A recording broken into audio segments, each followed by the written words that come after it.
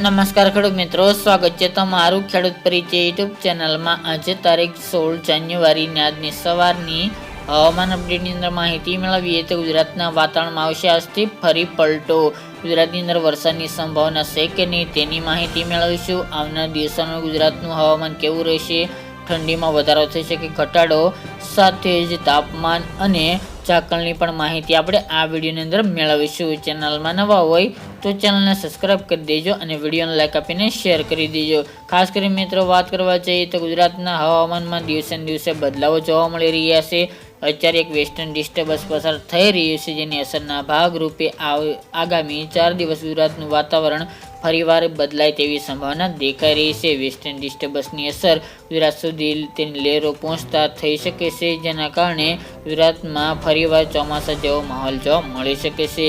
હાલ ગુજરાતની અંદર કોઈ માવઠાના વરસાદની સંભાવના અત્યારે જણાઈ રહી નથી, પરંતુ ઉત્તર ગુજરાત, સૌરાષ્ટ્ર, મધ્ય અને કચ્છના વિસ્તારોની અંદર વાતાવરણમાં પલટો જોવા મળશે, ઘાટા વાદળો બંધાઈ શકે છે, તેમજ ગુજરાતની અંદર 20 તારીખ સુધી આવી રીતે વાતાવરણમાં બદલાવો જોવા મળે તેવી હાલ તો સંભાવના રહેલી છે। બાકી ગુજરાતની અંદર માવઠાની શક્યતા હાલ જણાતી નથી। અમુક વેધર મોડલ જણાવી રહ્યા છે આગોતરા એંધાણ તરીકે જાન્યુઆરી મહિનાના એન્ડ દરમિયાન ફરી એક મજબૂત વેસ્ટર્ન ડિસ્ટર્બન્સ આવી રહ્યું છે, જેથી ગુજરાતમાં ફરીવાર વાતાવરણમાં પલટો થઈ શકે છે।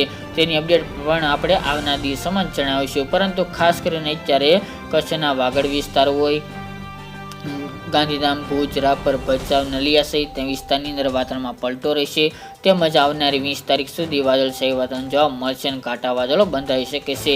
સૌરાષ્ટ્રની વાત કરીએ તો પોરબંદર, જામનગર, દ્વારકા, જુનાગઢ, રાજકોટ, સુરેન્દ્રનગર, મોરબી, હળવદ, ટંકારા સહિતના વિસ્તારની અંદર વાતાવરણમાં પલટો રહી શકે છે, વાદળછાયું વાતાવરણ જોવા મળશે।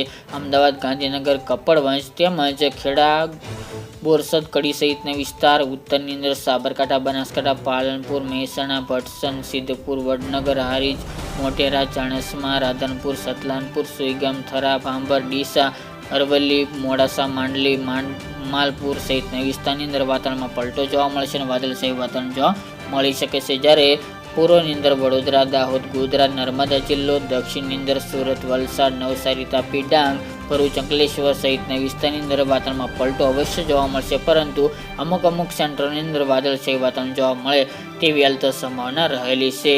ઠંડીમાં ગઈકાલથી વધારો જોવા મળી રહ્યો છે। આપણે જણાવ્યા તે મુજબ 15 તારીખ બાદ ઠંડીમાં વધારો થયો છે, સાથે ગુજરાતની અંદર ફરીવાર વાતાવરણમાં પણ પલટો જોવા મળી રહ્યો છે વેસ્ટર્ન ડિસ્ટર્બન્સની અસરની ભાગરૂપે।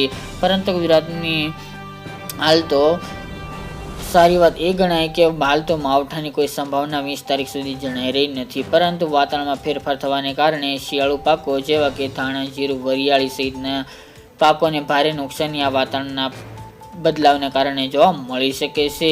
અને સાથે જ મિત્રો વાત કરવા જઈએ તો ઠંડીનો ચમકારો આ વર્ષે નથી અનુભવાઈ રહ્યો, પરંતુ હાલની અપડેટ મુજબ દિવસે દિવસે વાતાવરણમાં ફેરફાર જોવા મળી રહ્યા છે। એટલે લઘુત્તમ તાપમાન હોય કે પછી મહત્તમ તાપમાન હોય, દિવસ દરમિયાન અને રાત્રિએ વધઘટ થવાની શક્યતા દેખાઈ રહી છે। જે તાપમાન ઊંચું હતું તે ફરીવાર ધીરે ધીરે નીચે જઈ રહ્યું હતું, ત્યાં ફરીવાર ગુજરાતના હવામાનમાં પલટો જોવા મળી રહ્યો છે। પરંતુ આવનારી 20 તારીખ સુધી વાત કરીએ તો આજે તેમજ આવતીકાલે હજુ તાપમાન રેગ્યુલર આવી રીતે નોર્મલ ચાલે તેવી સંભાવના છે। બપોર દરમિયાન તમામ વિસ્તારોની અંદર 25 થી લઈને 28 ડિગ્રી સેલ્સિયસ સુધી તાપમાન જોવા મળશે।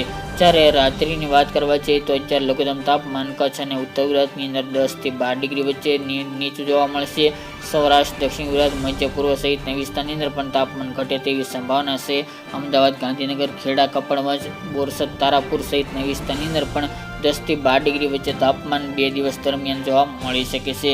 ફરીવાર તાપમાન આ તમામ સેન્ટરોની અંદર ઉપર જશે, ત્યારબાદ 20 તારીખ બાદ ફરીવાર ગુજરાતનું તાપમાન નીચું આવે તેવી સંભાવના રહેલી છે। તો આવી રીતે ગુજરાતનું તાપમાન વધઘટ થવાની શક્યતા છે, સાથે જ તાપમાનનો પારો પણ વધઘટ થવાની સંભાવના હાલ તો જોવા મળી રહી છે તમામ સેન્ટરોની અંદર।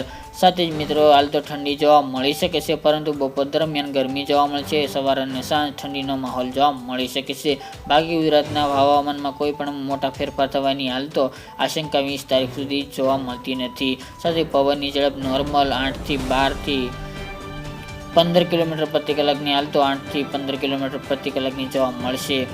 ઉત્તર પૂર્વના રેગ્યુલર પવન રહી શકે છે. જ્યારે ઝાકળ વરસાદની વાત કરીએ તો 2 દિવસથી આપણે જણાવ્યા તે મુજબ રાઉન્ડ આવી રહ્યો છે અને આવી પહોંચ્યો છે, જેના કારણે સૌરાષ્ટ્રના ખાસ કરીને પશ્ચિમ સૌરાષ્ટ્રના વિસ્તારો જામનગર, દ્વારિકા, રાજકોટ, હળવદ, સુરેન્દ્રનગર, મોરબી, પોરબંદર વિસ્તારની અંદર ઝાકળ વરસાદ જોવા મળશે વધુ.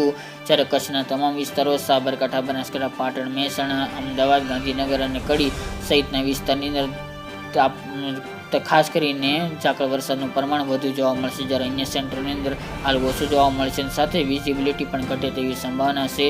વહેલી સવાર દરમિયાન ધુમ્મસભર્યું વાતાવરણ પણ જોવા મળે તેવી હાલ તો શક્યતા દેખાઈ રહી છે. તો મિત્રો, આ અત્યારની વહેલી સવારની અપડેટ. ફરી એક નવા વિડીયો સાથે મળશું. આજ માટે એટલું જ. જય જવાન જય કિસાન મિત્રો.